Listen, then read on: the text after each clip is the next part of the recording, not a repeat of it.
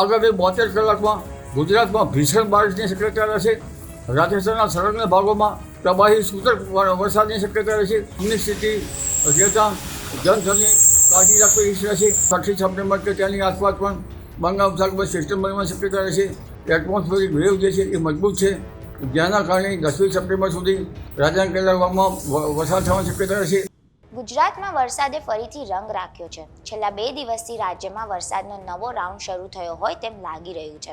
આજે સવારથી જ ગુજરાતમાં વરસાદ પડી રહ્યો છે, ત્યારે હવામાન નિષ્ણાત અંબાલાલ પટેલે પણ કયા કયા રાજ્યોમાં વરસાદ પડશે તેની આગાહી કરી છે.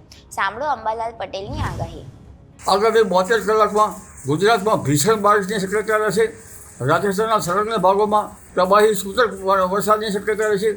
પૂર્વ મધ્યપ્રદેશના ભાગોમાં ભારેથી ભારે વરસાદની શક્યતા રહેશે.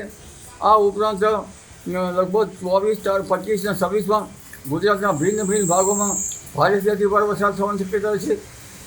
કેટલાક ભાગમાં પૂરની સ્થિતિ રહેતા જનધનની કાળજી રાખવી રહેશે. આ ઉપરાંત જોવા જઈએ તો તારીખ 28 ઓગસ્ટ આસપાસ બંગાળ ઉપસાગરમાં એક સિસ્ટમ બનશે. જે સિસ્ટમનો માર્ગ પણ લગભગ મધ્યપ્રદેશ સુધી અને પછી ગુજરાત સુધી રહી શકવાની શક્યતા રહેશે. અને ત્યારબાદ સપ્ટેમ્બરની 6 સપ્ટેમ્બર કે તેની આસપાસ પણ બંગાળ ઉપસાગરમાં સિસ્ટમ બનવાની શક્યતા રહેશે. જેનો માર્ગ પણ ગુજરાત તરફ રહેવાની શક્યતા રહેશે.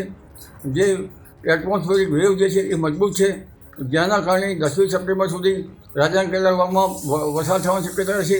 પરંતુ આ જે વરસાદ જે છે આગામી 72 કલાકનો એ રાજ્યના ભિન્ન ભાગોમાં ભારેથી અતિભારે થશે.